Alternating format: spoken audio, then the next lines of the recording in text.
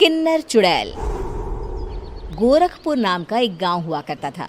उस गांव में एक गर्भवती विधवा औरत रहती थी। उस औरत का नाम कमला था। कमला अपने घर में अकेली रहती थी। उसके पति की सारी जायदाद उसके नाम हो गई थी, पर सभी गांव वाले उस औरत को मनहूस औरत समझा करते थे और सभी उससे नफरत किया करते थे। एक बार कमला राशन की दुकान पर खाने का सामान खरीदने जाती है। भैया जी, जरा 1 किलो दाल चावल देना। अरे हाय हाय हाय हाय हाय हाय! अरे मनहूस औरत, मेरी दुकान में अपशुगन करवाने आ गई क्या? हैं? चल जा यहाँ से, मैं कुछ नहीं देने वाला हूँ तुझे। भाग भाग यहाँ से, चल जा, निकल। भैया जी, ऐसा मत कहिए, मैं गर्भवती हूँ, मुझे खाने की बहुत जरूरत है, मुझे खाना दे दीजिए। दुकानदार कमला को वहां से धक्के मारकर भगा देता है। तभी कमला रोते रोते उस गांव के किन्नरों के इलाके में आ जाती है। गांव वाले किन्नरों को उसी इलाके में रखा करते थे, क्योंकि वो लोग किन्नरों को पसंद नहीं करते थे। जाकर उसका हाल पूछने लगते हैं। क्या हुआ बहन, तुम्हारी गर्भवती अवस्था में इतनी बुरी हालत कैसे है? तुम रो क्यों रही हो? तुम डरो मत, हम तुम्हें कोई नुकसान नहीं पहुंचाएंगे। तुम शांत होकर सब बताओ कि हुआ क्या है। मैं कमला हूँ, मैं गांव के दूसरे इलाके से आई हूँ।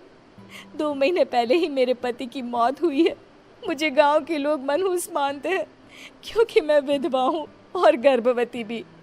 वहाँ के लोग मुझे खाने के लिए कुछ बेचने के लिए भी तैयार नहीं, जिससे मेरा गुजारा नहीं हो रहा था। कोई बात नहीं कमला, हम तुम्हारा ख्याल रखेंगे।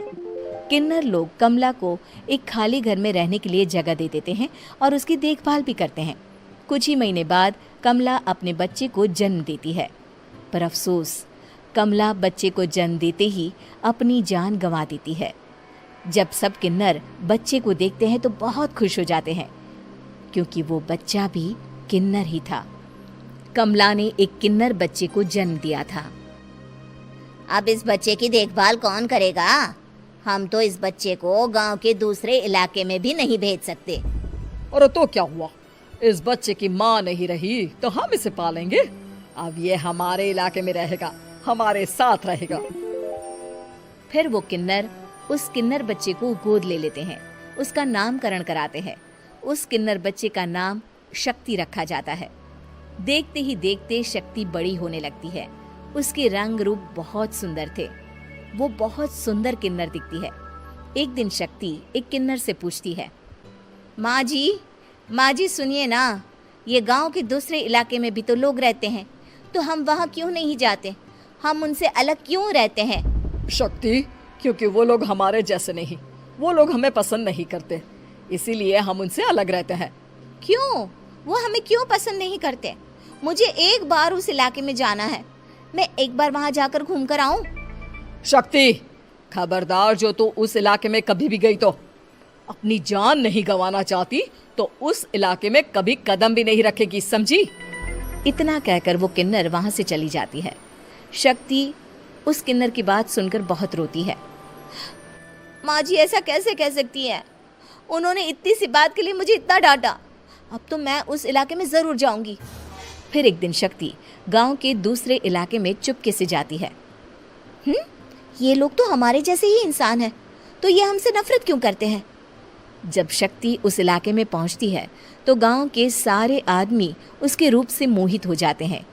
वो लोग ये अंदाजा नहीं लगा पाते कि वो किन्नर है। शक्ति की सुंदरता देखकर सारे गांव वाले उसकी तारीफ करने लगते हैं। तभी गांव का चक्कर लगाने गांव के जमींदार का बेटा हर्ष वहां पहुंचता है। हर्ष भी दिखने में बहुत सुंदर होता है।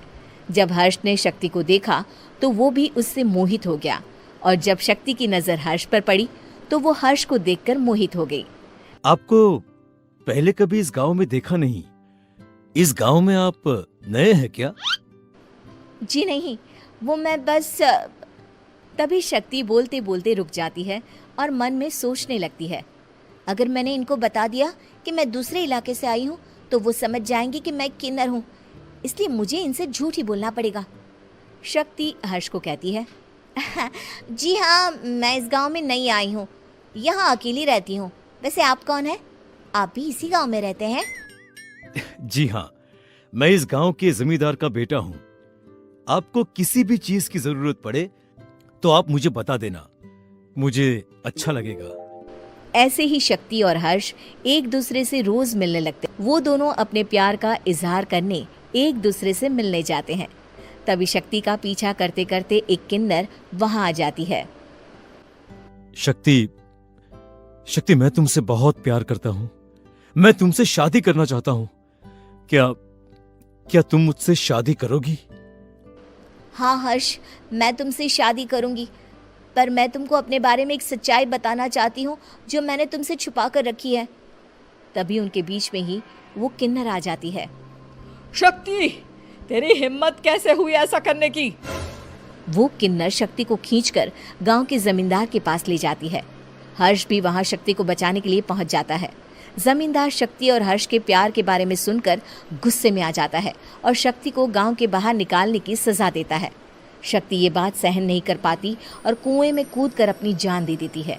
जमींदार हर्ष की शादी गांव की एक लड़की से करवा देता है, पर हर्ष इस शादी से खुश नहीं होता। शक्ति अपना बदला लेने के लिए मरने के बाद किन्नर चुड़ैल बन जाती है। अब मैं इन गांव वालों को नहीं छोड़ूंगी। अब इनसे मैं अपने प्यार का बदला लूंगी। किन्नर चुड़ैल गांव वालों को परेशान करना शुरू कर देती है। एक बार वो रात को गांव के खेतों में पहुंच जाती है और वहां आग लगा देती है। सारी फसल जल के राख हो जाती है। जब एक आदमी रात को उठकर देखता है कि खेत में आग लग गई है तो वो वहां पहुंच जाता है। वो देखता है कि खेतों के बीचों बीच एक किन्नर चुड़ैल खड़ी है और वहां खड़े होकर ताली बजा रही है। गांव वाला किन्नर चुड़ैल को देखकर बेहोश हो जाता है। जब सुबह उस आदमी को होश आता है तो वो सीधा जमींदार के पास जाता है। अरे जमींदार साहब, अरे वो किन्नर चुड़ैल ने मेरी सारी फसल जला दी। अब मैं क्या करूंगा? क्या होगा मेरा? जमींदार चुड़ैल किन्नर का नाम सुनते ही सब कुछ समझ जाता है। अब वो बहुत डर जाता है। उसी रात को जब जमींदार डर के मारे अपने कमरे में सो नहीं पाता, तभी वहां अचानक से किन्नर चुड़ैल आ जाती है। किन्नर चुड़ैल जोर जोर से जमींदार के आगे खड़ी होकर हंसने लगती है और ताली बजाने लगती है। जमींदार उस डरावनी किन्नर चुड़ैल को देखकर बहुत डर जाता है।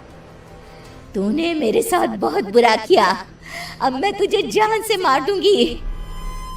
नहीं नहीं नहीं नहीं नहीं, मुझे माफ कर दो, मुझे मत मारो। मैं कभी ऐसा दोबारा नहीं करूंगा। अब तुम जो बोलोगी वही मैं करूंगा।